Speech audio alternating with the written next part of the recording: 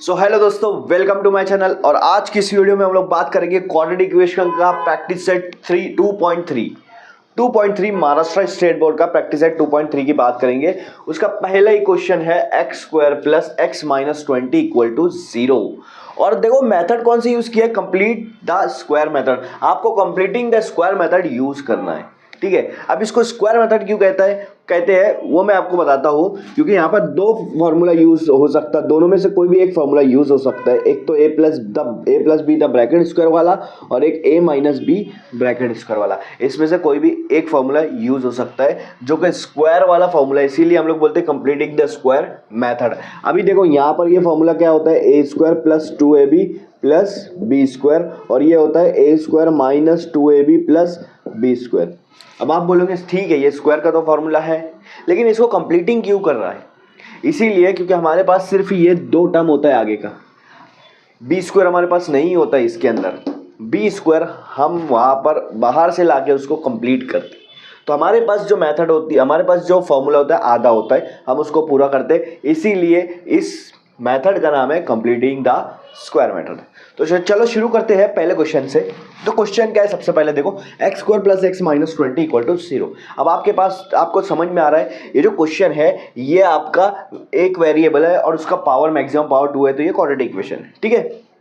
सबसे पहला काम क्या करना है आपको, जो आपका स्क्वायर वाला टर्म है ना, उसका कोएफिशिएंट मतलब उसके साथ जो नंबर है वो देखना है। क्या है यहाँ पर 1 है, कुछ नहीं है, मतलब क्या है 1 है।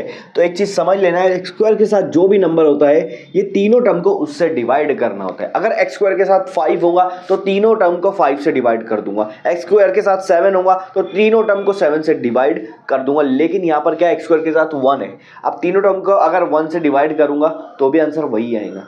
मैं डिवाइड इसलिए कर रहा हूँ ताकि x² के साथ जो नंबर है ना वो 1 बच सके।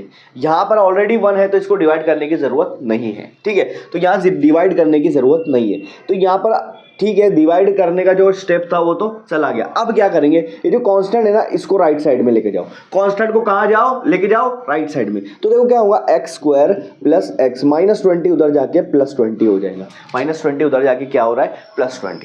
अब आप देखो आपका क्वेश्चन देखो कैसा आ रहा है, x² प्लस x, आप देखो ये फॉर्म में आ गया, a² प्लस 2ab फॉर्म में आ गया, b² नहीं है वो हमको कंप्लीट करना है। अब वो b² कैसे लाएंगे, ये देखो आप ये देखो x के साथ कौन सा नंबर है, x के साथ कोएफिशिएंट क्या है।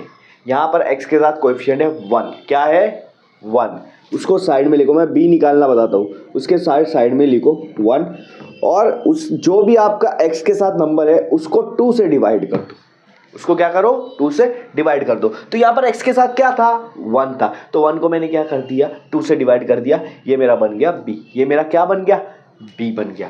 तो मैं आके करूँगा, देखो क्या करना है, x² प्लस 1x लिखो या x लिखो एक ही होता है। अब यहाँ पहले प्लस है, यहाँ ऑलरेडी प्लस ही आएगा, हमेशा प्लस आएगा, याद रखना, चाहे यहाँ प्लस हो या माइनस हो, यहाँ हमेशा क्या आएगा प्लस। अब प्लस क्या करो, ये b ले लो, फॉर्मूला क्या बोल रहा है b का क्या करना है स्क्वायर, तो b ले लो उसका स्क्वायर करो, 1/2 का क्या करो स्क्वायर कर दो।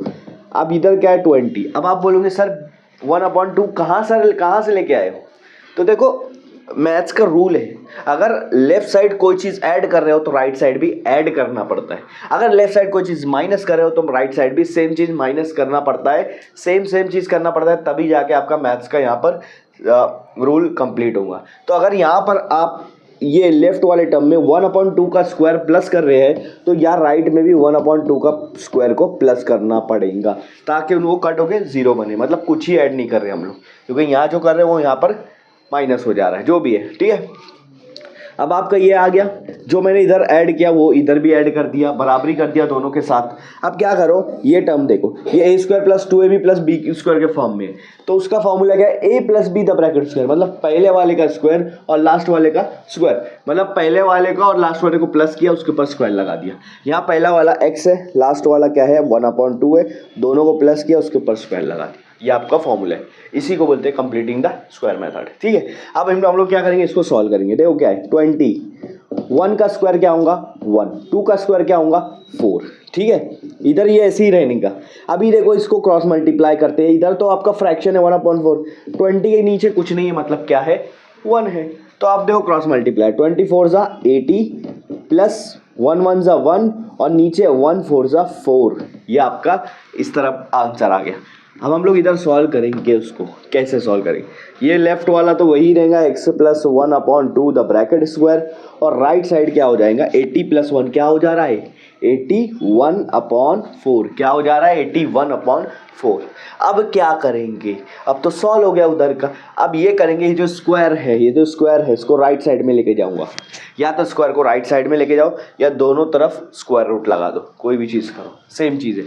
स्क्वायर जब दूसरी तरफ जाता है तो बन जाता है स्क्वायर रूट, तो यहाँ बन जाएगा वो स्क्वायर रूट 81/4, स्क्वायर रूट बन जाएगा। अब मुझे बताओ 81 का स्क्वायर रूट क्या आता है, 81 का स्क्वायर रूट क्या आता है 9 आता है, और 4 का स्क्वायर रूट आता है 2। लेकिन स्क्वायर रूट का आंसर हमेशा प्लस और माइनस दोनों हो सकता है, ठीक है। हम ये नहीं बोलेंगे सिर्फ प्लस है, हमने ये नहीं बोलेंगे सिर्फ माइनस है, हमको नहीं पता है एक्चुअल आंसर क्या है, प्लस है कि माइनस, तो दोनों लिखते हैं हम लोग यहाँ पे। अब क्या करूँगा मैं, दो अलग अलग यहाँ पर रूट बनाऊँगा, मैं यहाँ पे रफ कर देता हूँ, दो अलग अलग रूट बनाऊँगा। कैसे कैसे, ये देखो x plus 1/2 is equal to, एक पहले प्लस वाला ले लेता है 9/2, और x plus 1/2 is equal to -9/2, तो ये दो अलग अलग बन गया।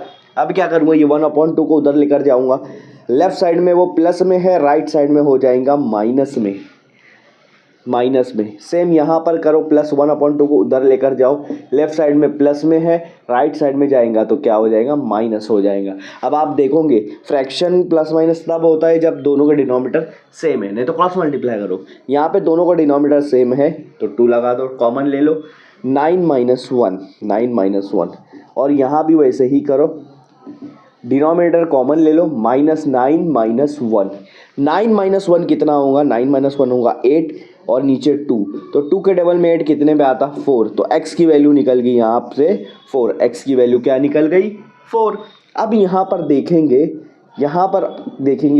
क्या है, ऊपर वाला -9 - 1, माइनस माइनस होता है प्लस, तो 9 में 1 मिल गए 10, लेकिन बड़े नंबर की साइन यहाँ पे माइनस लगेंगी। अब इसको कट करो, 2 1 ज़ा 2 5 ज़ा, पर आंसर यहाँ पे माइनस में, इसलिए मेरा आंसर आएगा -5। तो x की वैल्यू एक आ गई +4 और एक आ गई -4। तो इस क्वेश्चन का दो roots completing the square method से ये निकल गया, x = 4 और x = -5।